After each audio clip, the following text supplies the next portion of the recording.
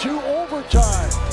Dwayne Wade right at the body of Anderson Varejao. Welcome to your Kodak moment, Anderson Varejao. Doncic pulls up, three-pointer. Bang! Bang! It's good! Doncic wins the game at the buzzer! Now, let's talk about the rest of the NFC East, because we had some crazy stuff happen. Of course, we had the Washington football team beat the Pittsburgh Steelers, the 11-0 Pittsburgh Steelers. And God, did I love that. God, did all of Twitter love that. God, did the world love that. No one likes the Steelers. I think Ben Roethlisberger is one of the 5 least likable players in all of professional sports. Easily in football. He's just awful. And Steelers fans were getting insufferable on the internet. Now, if my team were 11-0, I'd be insufferable too. But they were at home against Washington, and repeatedly, the offense could not get going. Now, if you're giving up over 120 receiving yards to Logan Thomas, the unknown, essentially, tight end for the Washington football team, you have issues. Now, Devin Bush was a huge loss for this team. And they tried to fill him in with Avery Williamson, and, that's not really working, but then again, you wouldn't expect it to work. It's a stopgap. But goddamn, the Steelers fell apart, and I am so happy to see it. Now, their kicker was out. Big Ben had his worst game of the year, arguably. James Conner is out. Juju played well. Deontay Johnson played decently. Claypool did what he had to. So there weren't issues there, but there's just the Steelers wide receiver core, as good and dynamic as it is, there's huge issues with drops. And Washington just came in there, and for a Steelers offensive line that is pretty damn good. You got David DeCastro. You got a good amount of good players there. And they just destroyed them. Chase Young continues to be incredible. And now I still have Jeremy Chin as the Defensive Rookie of the Year, but who would I rather have going forward? Easily Chase Young. Easily. Because Jeremy Chin has had a better year. But Chase Young, potential is sky high.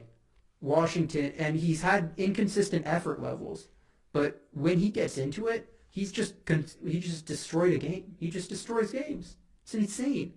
Now that defensive front with Daron Payne, Montez Sweat, is it Matthew Ioannidis? It's something Ioannidis.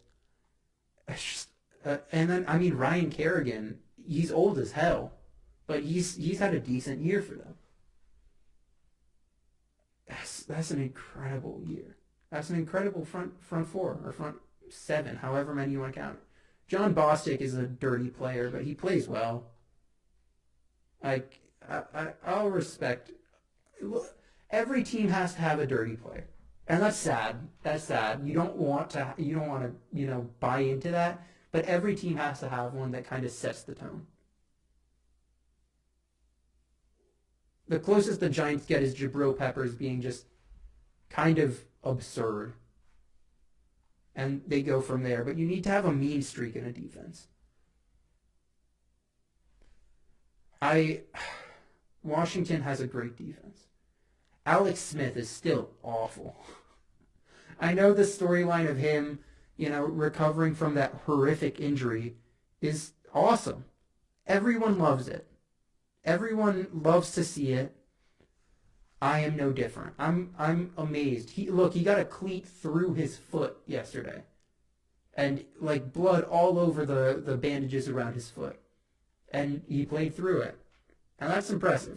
Terry McLaurin did not get targeted a lot yesterday. Is a very good wide receiver. I think it's like David Sims or it's something Sims. And because it's weird, because the Washington has Steven Sims Jr. and then another guy named Sims, and they're both wide receivers. But the other guy named Sims had a great game. He had essentially what's the game-winning catch. And then, Montez Sweat tips a ball at the line from Ben Roethlisberger, and it's an interception to end the game. And that's beautiful to see. Now, as far as the Steelers go, this was a trap game the whole time. They were the worst 11-0 team. That's a narrative that's not surprising. I'm more interested about Washington. Because can Washington beat out the Giants for the division lead for the playoffs? Now, they would have to either win more games or get a tie somewhere and have the same amount of wins. Because the Giants have 2 of their wins from beating Washington. But I'm interested. I don't think, Antonio Gibson is going to be out for at least next week. So, I'm not really, I wouldn't really be surprised to see everything go to shit for Washington. But J.D. McKissick is not bad. And that's their backup. So, I don't know what to think about Washington yet. There's certainly a situation where they could make playoffs. And Alex Smith is not going to make a huge amount of mistakes, as bad as he is. He's just not going to be able to throw further than 8 yards. But they have a lot to be intrigued by, especially going forward. Now, you get a good quarterback here, and the offensive line is so bad. Brandon Scherf is good. Outside of that, it's just kind of awful. So, they have that going for them, I guess, but I'm interested in Washington. I'm buying stock in Washington. And I think it all comes down to the defense, and everyone knew it came down to the defense.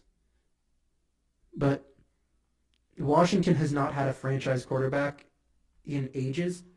I mean, RG3's rookie year was awesome, but then that's injuries and injuries and injuries, and they clearly did not want to keep Kirk Cousins around. And the Dwayne Haskins fiasco was sad, especially for Haskins, who still has potential as a quarterback and has just kind of been ruined by Ron Rivera. But there you go. Washington has managed to do the impossible and get themselves into playoff contention. It's funny. After the first 4 weeks, it was Cowboys, Eagles, Washington Giants was the order of the division. It's flipped now. And it all comes down to who are the better coaches.